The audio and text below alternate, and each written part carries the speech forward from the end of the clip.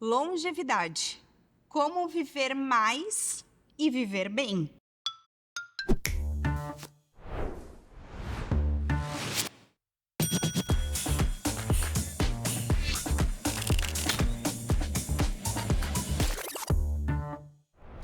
No episódio de hoje do Jaraguá Mais Saudável, nós vamos falar sobre o processo de envelhecimento. E vidas mais longas correspondem a uma das nossas mais notáveis conquistas coletivas, em especial no avanço da ciência e da medicina. Elas refletem avanço no desenvolvimento social, econômico e, logicamente, da saúde. Nosso sucesso em lidar com doenças infantis que antes eram fatais, com a mortalidade das pessoas idosas, além de várias outras circunstâncias que fazem com que a nossa taxa aumente cada vez mais. Para conversar sobre tudo isso, recebemos uma convidada super especial, que vai nos ajudar a entender como é essa complexidade do envelhecimento. Doutora Karen, muito obrigada por estar aqui com a gente. Doutora Karen, que é médica do trabalho, geriatra, vendo dia a dia do seu consultório, todo esse processo, esses desafios e essa possibilidade. Doutora Karen, nos conta um pouquinho mais sobre você. Primeiro, muito obrigada pelo convite, de estar aqui e passar um pouquinho do conhecimento que a gente tem e poder ajudar as pessoas, né? Eu sou geriatra, fiz clínica médica, fiz geriatria em São Paulo e fiz uma pós em Porto Alegre, no Instituto São Lucas, lá da Católica. E aí vim para cá, para Jaraguá, e comecei a trabalhar aqui em 99. E desde então eu trabalhei no Hospital São José, onde eu sou médica do trabalho há 24 anos. E trabalhei no pronto-socorro, fui chefe do departamento de clínica médica. E aí, na época, a gente internava pacientes, mas hoje eu estou basicamente no consultório, onde eu atendo uma série de pessoas em processo de envelhecimento e já envelhecidos, Então, é aí que é o meu grande amor, tá? Então... Perfeito. E quando tu dizes em processo de envelhecimento, com que idade que nós estamos falando em relação a isso, para a gente ter uma ideia? Todo mundo pergunta que idade eu devo procurar um geriatra, Assim, em média, as pessoas deveriam ir aos 30 anos, Mas hoje eu tenho pacientes de 20 e poucos anos, que os pais são pacientes, e aí ele precisa de um clínico, alguém que oriente, e aí, pela questão genética, o meu pai tem hipertensão, então eu já vou lá, porque ela conhece meu pai, conhece o histórico, conhece minha mãe. Aí a gente acaba atendendo também. E, claro, que quanto mais cedo você for e você conseguir intervir em uma série de questões, teoricamente, o envelhecimento vai ser melhor. Quando a pessoa chega lá, como muitos chegam com 80 anos, chegam por algumas queixas, a gente vai ajudar a melhorar. Mas tem coisas que tu não vai mais mudar, Perfeito. Então, eu acho que eu já estou atrasada. Alguns estão. Mas quando a gente fala do processo do envelhecimento, eu acho muito importante a gente ressaltar que tem alguns contextos também, Logicamente, a gente pode falar do envelhecer saudável e do envelhecer que pode ter acometido algumas doenças. E essas doenças, elas podem ser limitantes ou crônicas, que medicadas também elas conseguem ter uma sobrevida maior dessa pessoa, E esses processos, a gente sabe que muitas vezes, os estudos mostram, 25 a 30% são determinados pela genética, mas 75% é do estilo de vida e do ambiente que essa pessoa convive. Esse dado é um dado que muitas vezes, sempre quando eu leio e estudo sobre ele, é um dado que me assusta também, porque 75% é daquilo de tudo que a gente faz, as nossas escolhas de vida, Poderia nos contar um pouquinho mais como que funciona todo esse processo dentro do teu consultório, como tu percebes isso com os teus pacientes na vida rotineira deles? Essa taxa é uma taxa que a gente sempre, coloca, então 25 a 30% são fatores genéticos, é o teu capital genético, é a tua herança. Então, esses fatores, né, essa tua carga genética, você não consegue, teoricamente, mexer, mudar. Só que, assim, é como se você começasse a estrada, a base é a genética. Agora, o que você vai enfrentar ao longo da caminhada é que vai interferir.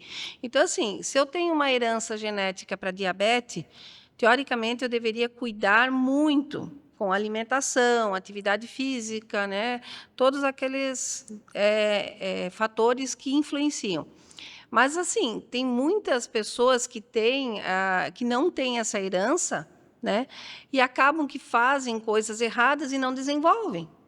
Né? Então, assim, a gente fala assim, a gente segue o que é o normal, mas existem as exceções. Só que as exceções, né? Por exemplo, tem gente que nunca fumou na vida e tem câncer de pulmão. Tem gente que fumou uma vida inteira e não tem. Então, assim, a gente não consegue avaliar tão assim concretamente quais são os fatores, qual é a tua influência genética, né? Claro, hoje a maioria, isso é uma coisa importante, porque muitos pacientes que vêm hoje, eles já sabem, a minha mãe era hipertensa, meu pai era diabético, a minha mãe teve câncer, meu pai, então hoje já tem um histórico mais completo. Muitos idosos que vêm no consultório, já idosos, eles não têm um histórico de família, porque antigamente não fazia exame. Né? Hoje até uma questão psiquiátrica, por exemplo, se você tem depressão, a sua mãe teve depressão, e você está com uma depressão refratária, você até pergunta assim, qual é o remédio que a sua mãe toma? Porque, às vezes, o remédio que fez bem para a sua mãe vai fazer bem para você, por uma questão de carga genética. Então, hoje, isso é muito importante. Agora, claro que se eu tenho uma genética até boa, mas eu vou lá, fumo um monte, bebo, não faço atividade física, como tudo que eu quero, né, durmo mal, é claro que eu vou estragar essa questão. E aí tem uma coisa que está aqui nesse livro, do Renato Maia Guimarães, que era um geriatra bem conceituado, muito querido, que vivia em Brasília, ele faleceu em 2020, e ele falava assim, que a saúde, quando você nasce, a saúde é uma poupança. E você tem que depositar bons hábitos ao longo da sua vida. Isso seria o teu depósito de dinheiro. Para quando você for idoso, você ter o que resgatar. Se você não deposita nada, você vai resgatar o quê? Então, é a tua poupança. E hoje, eu acho que assim, a saúde é o nosso bem maior. Né? É como assim, se eu tenho uma poupança, eu tenho uma garantia. Se eu não tenho... Perfeito, eu acho que essa metáfora que ele colocaste, né, para falar sobre esse processo de longevidade, né, e do envelhecimento, esse é o plano, né, envelhecermos. Esse é o plano da maioria das pessoas, né? E quando a gente fala dessas porcentagens e dessa condição de genética e estilo de vida e dessa poupança que a gente vai construindo ao longo da vida, por isso também a importância de nós estarmos conscientes da nossa vida e das nossas escolhas desde cedo, né? E a gente sabe muitas vezes que o meio que nós estamos nos influencia para ele ser um promotor de saúde ou um detrator da saúde, né? Então, muitas vezes ele pode também degradar o estilo de vida ou as escolhas dessas pessoas, né? E tem uma condição em especial que vocês, geriatras, enfim, avaliam como sendo essencial para a questão do estilo de vida ou alguns determinantes que são altamente influenciáveis para esse processo do envelhecimento? tem assim, eu acho que aquela história que todo mundo bate, né? Por exemplo, assim, doenças cardíacas, né? Essas doenças degenerativas, a demência, tudo. Assim, tem muito com o teu estilo de vida, né? Então, a parte cardíaca principalmente, né? Então, assim, é, você tem que controlar colesterol, você tem que controlar peso, você tem que ter uma vida saudável, né? Então, hoje a gente fala muito de qualidade de vida, qualidade de vida. Qualidade de vida é você estar se sentindo bem, né? Você estar bem, você estar pleno, né? Tanto física como espiritualmente, porque a gente esquece essa parte espiritual, que hoje eu vou dizer que na minha prática é uma das coisas que mais me preocupa, né? A depressão, a ansiedade, que piorou na pandemia, né?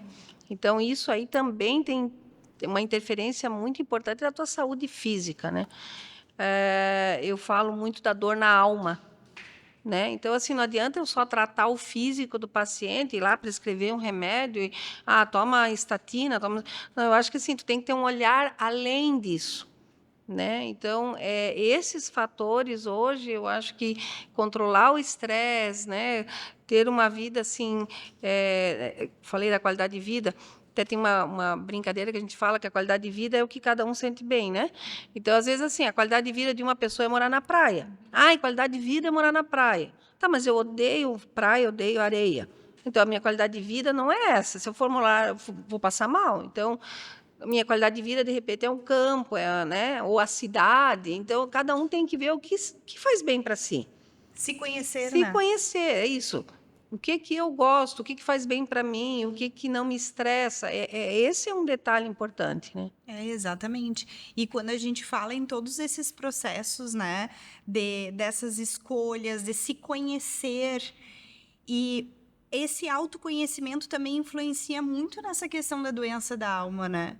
Porque isso são diversos fatores que vão somando para fazer parte dessa poupança que está negativa aí, né? E que a gente precisa de atenção. Tu percebeste que teve algum fator que interferiu ainda mais para que esses casos de depressão, ansiedade aumentassem tanto assim no teu contexto que tu tens observado? Assim, eu acho que a pandemia piorou muito, né? O isolamento, muitas perdas, né? As famílias perdendo muitas pessoas. E o idoso hoje ele também não está conseguindo lidar muito com essa questão toda digital, né? Então o isolamento, mas liga na chamada, WhatsApp, mas assim falta o abraço, O calor o humano. calor humano, né? O toque. Uma coisa que hoje uma paciente falou para mim que a irmã dela não acreditava quando ela falou que eu chegava lá na sala de espera, pegava o paciente e abraçava. É capaz que ela abraça. Mas, assim, para ver, assim, eles não esperam que você dê um abraço, sabe? Então, às vezes, assim, só o abraço você já quebra aquele paciente que vem temeroso de uma consulta, de um contato médico. Então, hoje, o acolhimento na consulta, o escutar o além do físico, né? O que está preocupando? E o idoso hoje muitas vezes carrega uma mochila cheia de mágoas, tristezas, né? Coisas que passaram, né? Que foi no passado da vida, da infância, e que ele não consegue tirar. Né? Então ele vem com aquela mochila pesada. Então às vezes a gente fala assim, olha, eu não consigo mudar o que passou. Eu falo para eles, mas você tem que tentar fazer diferente, tentar aliviar, né? Ver a vida de uma maneira mais positiva. Eles parecem que assim, e isso é uma característica de algumas questões aqui da nossa região toda, né? O alemão, né? Ele é mais firme nessa parte. Então assim, ele é muito exigente, muito fechado. Então, isso também é uma característica mais para a depressão, né? Trabalhou uma vida inteira, não consegue se soltar para curtir, para passear, para viajar, sabe? Então, se exige muito, se cobra muito. Aí volta aquela questão que você disse, o autoconhecimento. E esse é um processo que tem muita implicação, como tu disseste, do período da pandemia e todas essas questões da solidão, né? A solidão hoje, ela é um problema de saúde pública, né? Porque ela traz todos esses efeitos de depressão, ansiedade na população idosa, inclusive altas taxas do efeito que essa depressão pode causar, né? E muitas vezes, assim, como que a gente pode, enquanto família, enquanto cidade também, auxiliar para que esse idoso ele se sinta parte de um meio, né? Ou vivo numa comunidade, integrante de uma família, né? Como fazer esse processo? A gente, vamos falar num mundo ideal, assim, né? Um mundo ideal hoje seria que a gente conseguisse, assim, ter uns centros de convivência mais robustos, né? Que acolhessem mais, que tivessem atividades para o idoso, dança, oficinas de artesanato, marcenaria, né? plantas, enfim, costura, tricô, né, que as pessoas pudessem ir lá e, de repente, aprender coisas novas. Porque hoje, uma coisa que trabalha muito a mente é você aprender coisas novas. Uma língua. Tem uma senhora que está na internet, eu acho que ela está com 80 e poucos anos, no Rio Grande, ela está aprendendo inglês online. Tá? E isso mexe muito com a cabeça. Entende? Então, assim, só porque eu tenho 80 anos, eu não estou no fim da vida. Aí tem nas cidades, assim, parques, mas assim, parques com bancos, com mesas para jogos, né? De repente, assim, uma horta comunitária, que eu possa lá plantar alguma coisa, que eu possa colher o próprio alimento. Entende? Eu acho que sim, a gente teria que ver, porque tem aquela história da cidade amiga do idoso, né? Isso aí qualquer um pode procurar na internet, tem até um manualzinho do que precisa ser feito. É claro que, assim, eu acho que Jaraguá, a gente tem uma condição muito boa, né? Mas são, assim, coisinhas que ajudariam, né? A questão, né, que eles falam, colocar um banco num local estratégico para o idoso sentar, ver o visual, mais banheiros, porque eles têm problema de urina, então, às vezes, eles não saem de casa, porque onde é que eu vou fazer xixi? Né? Entende? Então, são coisinhas, assim, ter um semáforo que eles consigam ver o tempo para eles possam atravessar de uma maneira mais segura. São coisinhas que a gente poderia, né, ter, como a gente falou, esse centro de convivência, ter dança, e assim, procurar nos bairros. Eu acho que hoje, aqui, a gente precisaria fazer um levantamento do que seria necessário, né? Olhar os bairros assim e ver assim, o que está realmente precisando e o que nós podemos oferecer. Porque se eu melhorar um pouco mais a condição emocional, a dor na alma, é claro que eu vou ter uma melhora da saúde física. Porque eu falo brincando no consultório, se você está nervosa, irritada e alguém pisa no teu pé, tu vai querer matar a pessoa. Se tu está feliz, alguém pisa, de boa, tudo certo. Tá? Então, eu acho que esse é o ponto, assim, sabe? Trabalhar essa questão. E tem muito idoso que não quer, daí tu também tem que respeitar. Eu tenho idoso que paga para ficar em casa. Mas daí não é uma questão de isolamento, ele não gosta. Né? Ele prefere ficar em casa. Evitar o convívio, né? E eu acho que em relação ao âmbito, por exemplo, familiar, né, as famílias também, vamos jogar uma carta, vamos jogar um dominó, vamos dar um passeio, vamos fazer uma brincadeira, vamos fazer uma gincana, como a gente vê nos vídeos aí, aquela gincana de rir, vamos fazer aquela da água, vamos fazer brincadeiras, vamos acolher o idoso, vamos incluir ele na questão da família. Exatamente. Né? E a gente sempre fala assim que na questão da família é a paciência para lidar com este idoso, né? Que a gente sabe que nós temos diferentes contextos desse público idoso. A gente está falando aqui do idoso, muitas vezes, que ele tem a sua autonomia, que ele não é ele é independente, né? Então, ele consegue ir e vir com alguns desafios que são expostos, mas ele consegue desenvolver a sua rotina. Mas nós também temos aqueles idosos que são dependentes, né, em diferentes níveis. E muitas vezes o cuidador deste idoso é a família, são os filhos, né, ou noras, genros, enfim, que sempre se envolvem nesse contexto, assim. E a gente muitas vezes também vê um adoecimento dessa família, né, que está ali nesse contexto. E muitas vezes a gente também pode auxiliar esse processo para tornar ele menos árduo, né? Então, algumas coisas que a gente pode fazer como conversa, como orientação, Tu tem visto esse tipo de contexto dentro do teu consultório? Isso muito. Às vezes, assim, a família está sobrecarregada porque, é como você colocou, né? Tem idosos que estão bem, né? Aí vem aquele conceito de independência e autonomia, né? Independência é eu saber o que eu quero e eu vou lá. Tipo, eu quero aquela água, eu vou lá e busco, tá? Autonomia é eu quero, mas eu não consigo. Eu preciso, assim, eu quero a água, eu tenho que pedir para você. Eu tenho autonomia de querer, mas eu não tenho independência de fazer. Tá? Então, isso é uma coisa que a gente trabalha muito. O ideal é o idoso autônomo e independente. Só que, às vezes, a pessoa tem demência, ela é independente, mas ela não tem autonomia, porque ela não sabe o que ela quer porque tem demência.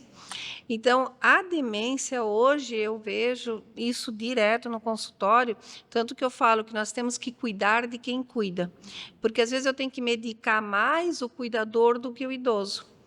Porque ele está ali com a doença, para ele está tudo de boa, mas ele sobrecarrega a família, né? Então, assim, quem que vai ficar com ele no final de semana? Quem que vai? Quem que vai dar as medicações? Quem que vai controlar isso? Então, essa dinâmica de família, porque hoje as pessoas, vamos lá voltar para os anos lá 50, 40, as pessoas viviam famílias grandes, viviam juntas, trabalhavam ali, né? E as pessoas não envelheciam tanto. Né? Exatamente. Hoje a pessoa está envelhecendo muito, né? E aí, assim, quem vai cuidar da mãe, quem vai cuidar do pai, né? Assim, às vezes a filha sai do emprego e ela é escolhida pela família, porque ela é a filha mulher para cuidar da mãe. Né? Só que ela sozinha se sobrecarrega. Aí ela começa a desenvolver questões, né, psicológicas que você tem que intervir, porque senão ela fica maluca. Né? Mas não é por mal, não é que não queira, mas é porque é pesado. E ter esses momentos de escape, né? Sim. De se reenergizar, de pensar, de ter esses momentos de desabafo, Sim. muitas vezes, né? Entender que isso também é um processo, Sim. né? De alguém que muitas vezes nos cuidou tanto e também Claro. precisa desse cuidado nesse momento. Daí vem uma culpa. Porque assim, Exatamente. ela cuidou de mim, eu preciso cuidar dela, mas eu também estou cansada. Aí entra a questão, se a gente tivesse assim, centros de convivência, centros dia, que eu pudesse deixar o idoso para passar o dia fazendo atividades e que de noite eu busco, e aí eu também posso fazer minhas coisas. Porque às vezes eu tenho lá cuidadoras, filhas, que elas não têm tempo nem de ir num cabeleireiro, não tem tempo, sabe? Não tem o seu autocuidado, porque estão com uma demanda grande, às vezes são 2 idosos, às vezes cuida da mãe e da sogra. E é isso que aqui em Jaraguá a gente tem um centro de convivência que atende mais de 2.500 Sim, idosos, então. né?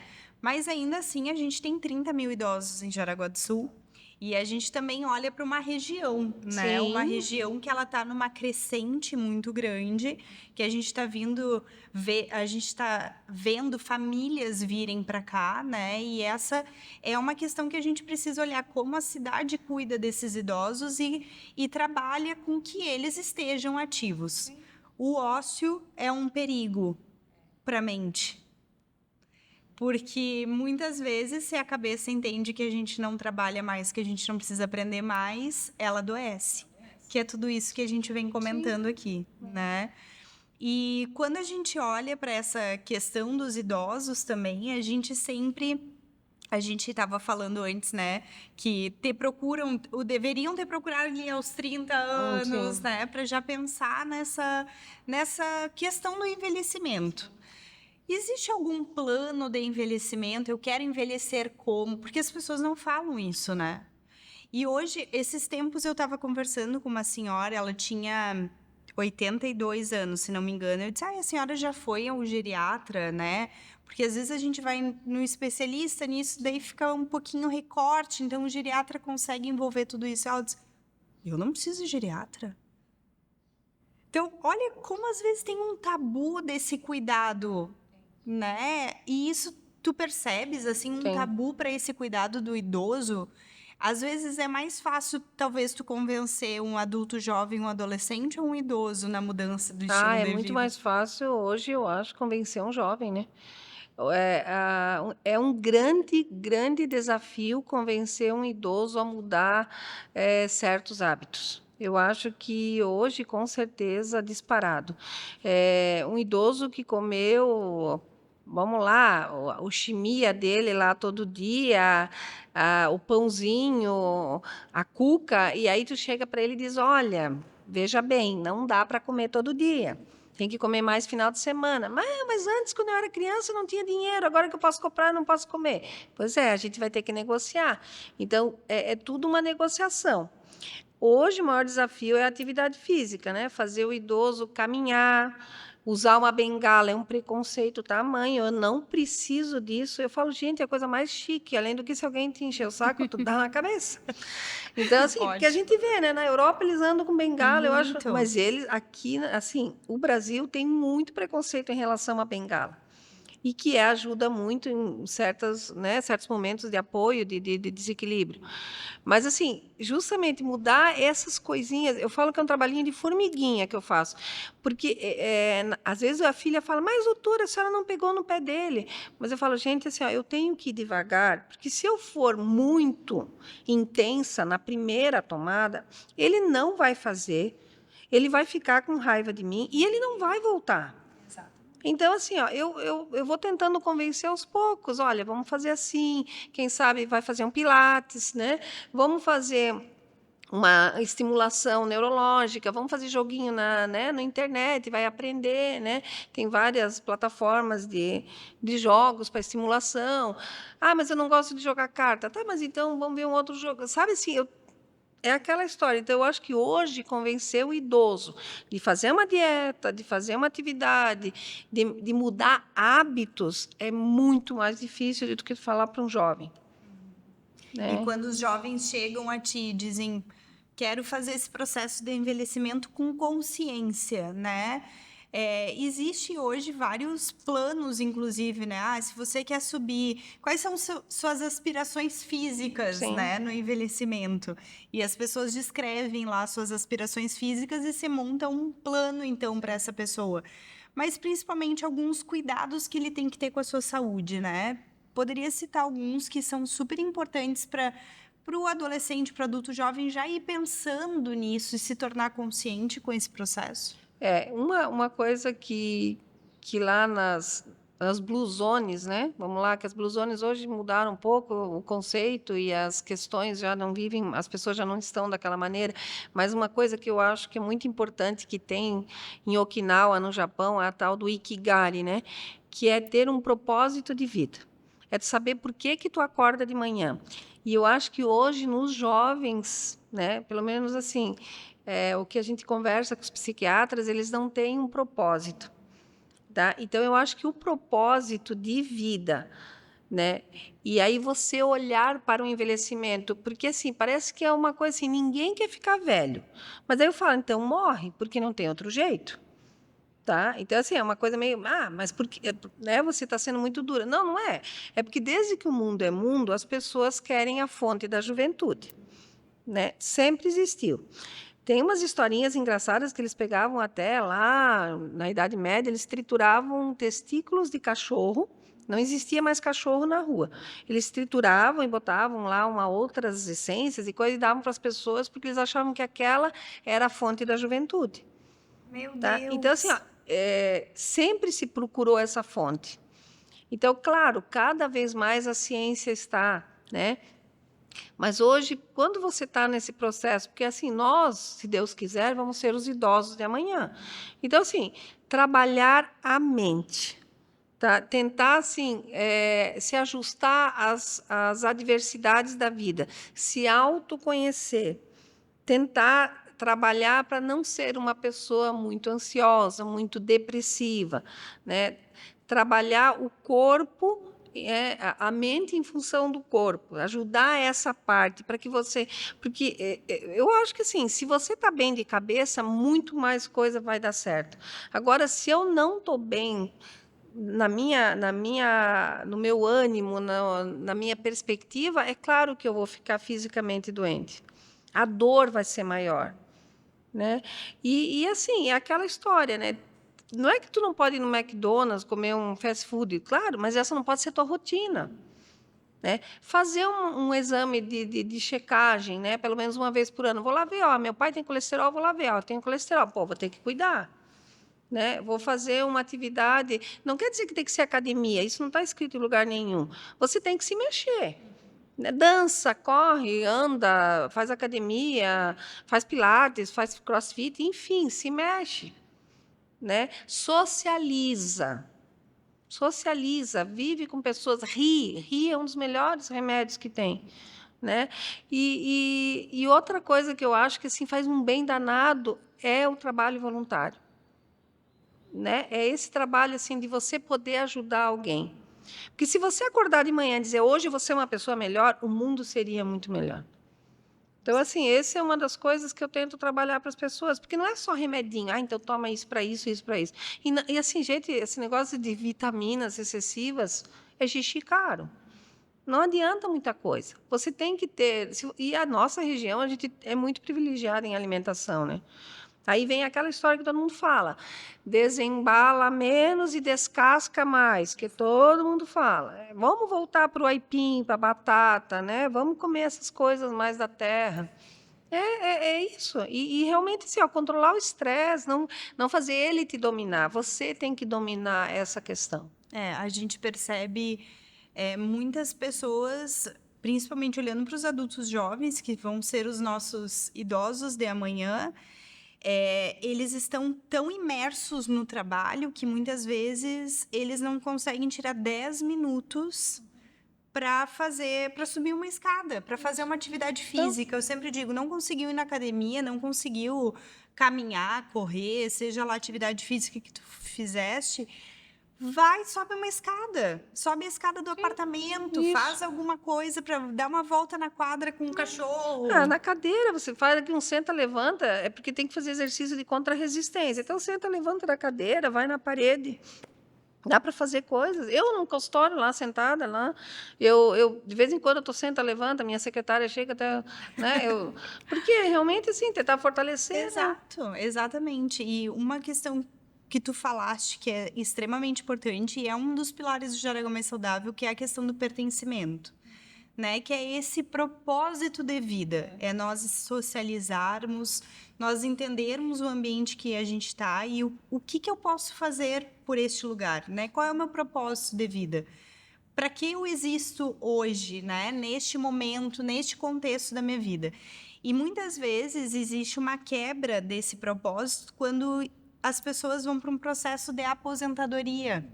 Porque por muitos anos a gente sempre fala, a tua função é teu segundo sobrenome. Eu sou a Amanda do Jaraguá Mais Saudável.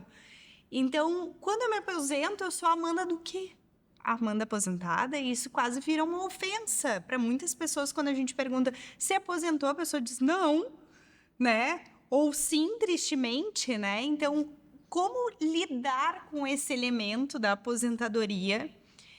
Entendendo que existe esse processo, que muitas pessoas vão se aposentar, e como lidar com esse processo para saber que existe um novo propósito de vida que a gente pode encontrar. A família também pode ser esse apoio, né? Sim, que existe uma vida depois da aposentadoria, né? E eu falo que para muitas pessoas a aposentadoria é quase a morte, né? A pessoa parece que aposentou, morreu. E não é, né? E hoje, assim, eu penso que uma característica engraçada é que a mulher, ela lida melhor, porque como ela já é do lar, né? Ela se aposenta, às vezes, na empresa, mas aí ela arruma o armário, ela limpa o jardim, ela está sempre mexendo em alguma coisa. E aí algumas falam assim, meu Deus, meu marido está em casa, ele só está atrás de mim, ele não sabe o que fazer. Então, é aí, justamente, vai para algum lugar, vamos dançar uma tarde, né? Vamos fazer um curso de dança, né? Volto de novo, vamos fazer um curso de uma língua, vamos aprender alguma coisa nova, né? Porque o aprender, além do prazer que te dá, ainda exercita o cérebro, né? Vamos visitar um amigo, vamos dar um passeio, né? Então, assim, tem muitas coisas, porque e às vezes assim, vai fazer um trabalho. Ontem também uma pessoa que foi no consultório falou assim que ela está trabalhando de voluntária no hospital. Para ela, assim, foi a melhor coisa da vida dela. Ela leva as pessoas lá no hospital, no GPS, que chama, né? Trabalha na oncoclínica lá. Então, assim, é um trabalho voluntário, se doe. Tem muitas empresas hoje que estão resgatando as pessoas mais velhas para trabalhar. Porque, além da experiência, às vezes, assim, ela está ali e ela já ganhou a parte dela, então ela só quer um plus. Exatamente. Né? Então, às vezes, assim, ajudar com coisa leve, não precisa ser uma coisa pesada, mas, nossa, eu acho que ficar parado em casa, tu pode assistir uma série, mas não pode ser a tua rotina, né? Exatamente, perfeito. Eu acho que é uma forma de ressignificar a vida Isso. e o seu propósito. Então, Né? E entender as potencialidades que também tem nisso, né? E como a gente está falando de todo esse processo de envelhecimento, se a gente pensa no futuro, em 2030 nós teremos mais idosos do que crianças. E quais os desafios, assim, essas possibilidades que tu Então, percebes? esses mais ou menos 37 milhões de idosos aí, né? A primeira, o impacto maior que eu vejo é a questão até em aposentadoria, a questão financeira, né? É uma matemática que a geriatria fica olhando e pensa, não vai fechar, né? Porque você vai ter muito mais gente parada do que trabalhando, né? E aí vem o impacto na saúde. Por isso que, assim, como é que a gente pode ajudar essa questão da saúde?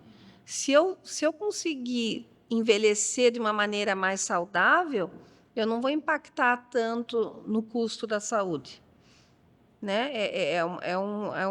Como é que a gente diz? É um efeito causa, né? Se eu conseguir trabalhar isso, se a gente conseguir atingir um número, nem que pequeno, mas com certeza a gente já vai ter uma economia dessa parte também. Então, assim, como fazer isso no dia a dia hoje? Né? O envelhecimento dessa população ele vai acontecer. Não tem o que a gente fazer, né? Então, o que fazer hoje para se preparar para isso? Né? Então, assim, vamos fazer um check-upzinho, vamos olhar como é que está, vamos tomar o remédio quem precisa, vamos controlar as doenças, instituições de longa permanência é um tabu muito grande, mas assim a gente vai precisar, porque assim a gente está envelhecendo. Tem muitas famílias, muitos casais que não têm filhos, né? Então, assim, a taxa de natalidade caiu bastante. Então, assim, quem vai cuidar desse casal idoso, desse idoso, às vezes, solteiro?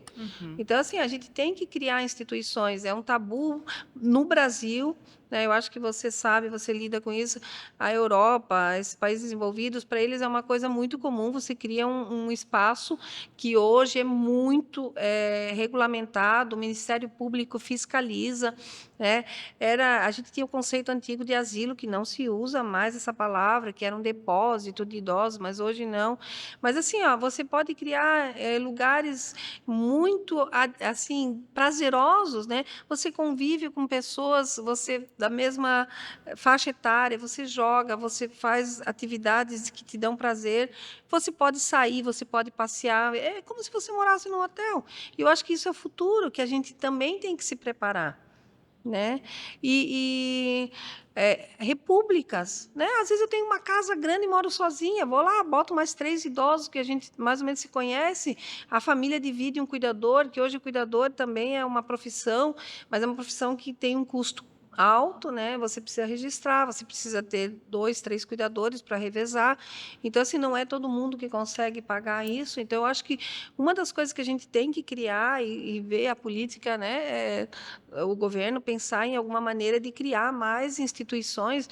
Eu acho que a gente tem 3 mil e poucas instituições no Brasil hoje, mas assim precisaria alguma coisa para pessoas que não têm como pagar, né? Claro, com certeza, porque a gente está falando de todos os públicos De aqui de todos uma os maneira públicos, geral, né? né? Então. E, logicamente, tu comentaste da questão econômica de uma questão mais global, mas me lembrei agora de deixarmos ressaltada a importância de uma educação financeira Ah, também, também isso. Que deveria né? vir nas escolas já desde. Exatamente, para a Claro. gente ter esse processo da educação financeira para o idoso, para ele se preparar entendendo toda essa questão. Vai se aposentar pelo INSS ou por onde for, mas ter esse preparo para saber aonde chegar e qual é o impacto disso, né? Sim. E essa também é uma questão super Porque tem importante. idosos hoje, a gente sabe que para os estados, né, principalmente lá em cima, Nordeste, que o idoso ele é o que sustenta a família com a aposentadoria dele, sendo que essa aposentadoria deveria ser para o cuidado dele, porque assim o SUS fornece uma série de medicamentos, mas tem medicamentos que às vezes assim o idoso não se adapta, você precisa trocar. Para diabetes você precisa fazer um medicamento diferente e são medicamentos que têm um custo. Então assim, né, essa aposentadoria deveria ser usada não só para medicamentos, mas para o seu bem-estar, né? Exatamente, para sua qualidade Para de a sua vida. qualidade de vida, isso. Perfeito.